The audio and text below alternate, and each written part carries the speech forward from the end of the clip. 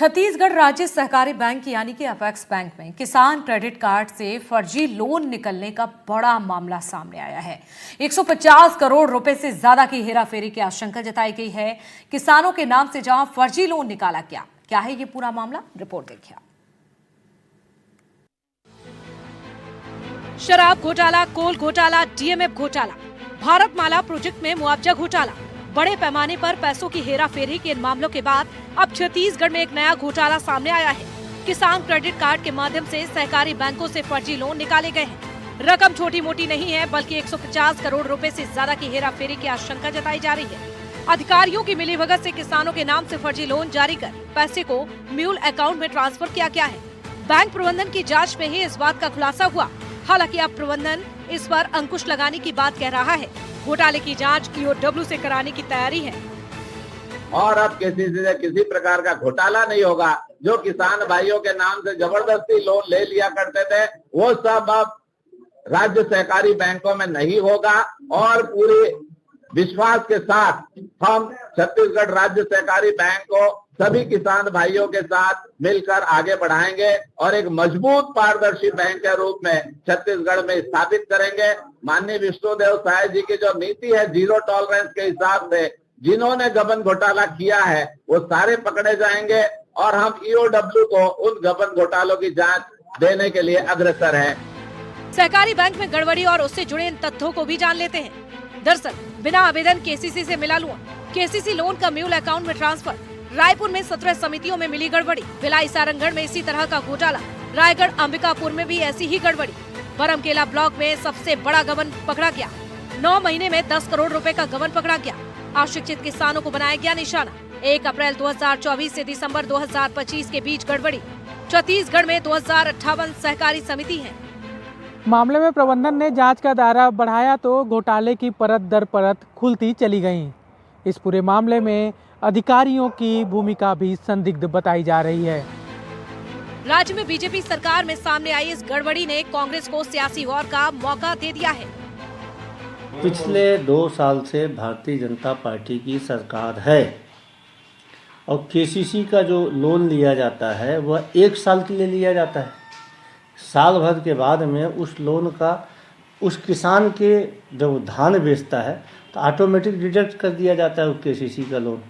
तो वैसी स्थिति में जो भी घोटाले किए गए हैं वो 2 साल के अंदर के किए गए हैं और हम तो चुनौती देते हैं कि जो केदार गुप्ता जी बोल रहे हैं कि इसकी ईओडब्ल्यू से जांच कराएंगे। आज ही ईओडब्ल्यू से जांच की घोषणा की जांच कर दी जानी चाहिए, शुरू कर देना चाहिए। ईओडब्ल्यू की जांच की आज किन किन लोगों तक पहुंचेगी, इस घोटाले में कौन कौन लोग किस किस भूमिका में थे और उन पर कार्रवाई क्या की जाएगी, इन सारे सवालों का जवाब भविष्य में ही मिलेगा। लेकिन इस पूरे मामले ने छत्तीसगढ़ में एक बार फिर से सियासी हलचल जरूर तेज कर दी है। रायपुर से नीलेश त्रिपाठी, एनडीटीवी। एक तरफ आवारा कुत्तों से लोग परेशान हैं तो दूसरी तरफ आवारा कुत्तों को पीटने का मामला भी लगातार ये मामले बढ़ रहे हैं। बलौदाबाजार में 12 साल के मासूम और एक महिला को काट लिया तो इंदौर में आवारा कुत्ते को मार मार कर जख्मी कर दिया। क्या है पूरा मामला, रिपोर्ट देखिए। इस तस्वीर को देखिए। हाथ में डंडा लेकर जिस तरह से ये जनाब अकड़ कर आ रहे हैं, उससे लगता है कि ये कोई बड़ा काम करने जा रहे हैं। धीरे धीरे जनाब गेट के पास पहुंचते हैं और इसी कपकपी वाले ठंड में आवारा कुत्ते पर हमला बोल देते हैं। 1 2 नहीं, पूरे 4 बार इस पर डंडे से वार करते हैं और कुत्ता वहीं गिर जाता है और उसकी मौत हो जाती है। इसके बाद तो पहले कुत्तों को एक हाथ से उठाकर घुमाते हैं और फिर उसे घसीटते हुए लेकर जाते हैं।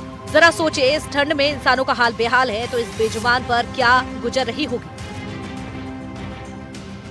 ये तो सिक्के का एक पहलू है। अब जरा दूसरी तस्वीर आप देखिए। आवारा कुत्ते पर हमले के बाद डॉग्स लवर्स भड़क गए। हमलावर के घर में घुसकर जमकर उत्पात मचाया।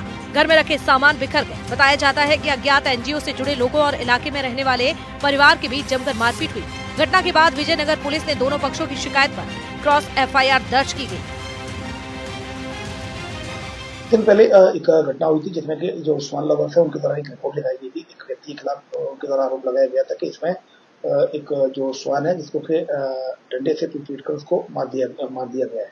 इस पर से उस व्यक्ति के खिलाफ आरोपी के खिलाफ केस रजिस्टर किया कर इन्वेस्टिगेशन किया गया था। तभी कल ये जो स्वान लवर्स हैं ये आरोपी की पता करने के लिए कहीं एक घर में घुसे, जो आरोपी के नाम पर दूसरे घर में घुस गए, उसके साथ मारपीट की, वो वहाँ तोड़फोड़ की और गाली गलौज किया। तो इस पर से जो स्वान लवर्स एनजीओ है, एनजीओ के 4 नामजद एवं 2-3 अन्य कुल मिलाकर 6-7 लोगों के खिलाफ एफआईआर रजिस्टर की जाकर इन्वेस्टिगेशन में लिया गया है। उधर छत्तीसगढ़ के बालोद में आवारा कुत्तों का आतंक देखने को मिल रहा है। बोरी गांव में आवारा कुत्तों ने एक 12 साल की बच्ची और आवारा कुत्तों पर हमला कर दिया, जिससे बच्ची और महिला घायल हो गई। बताया जाता है कि आवारा कुत्ता अमानक हमला कर लोगों को घायल कर रहा है, जिससे इलाके में दहशत का माहौल है। राजनांद गांव में भी आवारा कुत्तों की दहशत देखने को मिल रही है। आवारा कुत्तों की बढ़ती हुई संख्या ने नगर निगम के माथे पर चिंता की लकीरें खींच दी हैं। आवारा कुत्ते बच्चों से लेकर बुजुर्गों को अपना शिकार बना रहे हैं, जिससे शहर वासियों की नींद उड़ी हुई है।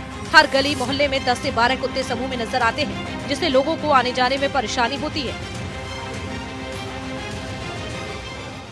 बेशक समय समय पर ऐसी आम जनता वार्ड वासियों के द्वारा ये शिकायत मिल रहा था कि रात्रि के समय जब गाड़ी में रहते हैं या जब आम जनता जब या तो कभी किसी समय घूमते फिरते रहते हैं, बच्चे खेलते रहते हैं, तो डॉग बाइट की शिकायत थी। और ये ठीक कदम भी है कि प्रशासन द्वारा कनेक्शन कटिंग किया जा रहा है। राजनांदगांव नगर निगम क्षेत्र में अभी विगत लगभग 5 वर्ष से कुत्तों का स्टरलाइजेशन काम कर रहे हैं और इस साल चूंकि शासन का निर्देश है तो एबीसी पे भी हम काम कर रहे हैं, एनिमल बर्थ कंट्रोल पे भी, जिसके अंतर्गत जो कुत्तों का स्टरलाइजेशन भी कर रहे हैं, उनका डिवर्माइजेशन भी कर रहे हैं और उनको रेबीज के इंजेक्शन भी लगा रहे हैं। तो ये काम हमारे यहाँ लगातार चल रहा है और इस साल हम लोगों ने लगभग 700 से ऊपर कुत्तों का स्टरलाइजेशन किया हुआ है। राजनांदगांव शहर में लगातार बढ़ते आवारा कुत्तों के एक प्रकोप के बाद अब नगर निगम प्रशासन एक बार फिर सक्रिय हो गया है।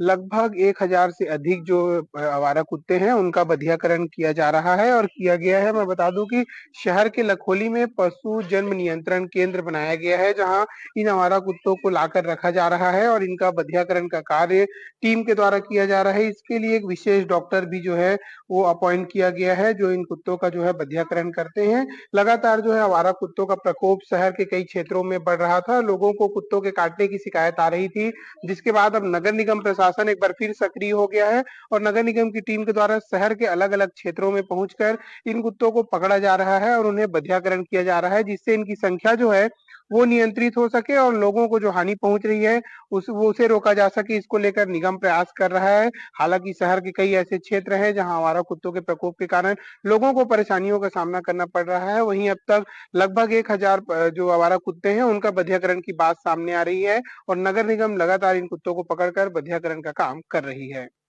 सूर्यकांत यादव, एनडीटीवी, राजनांदगांव।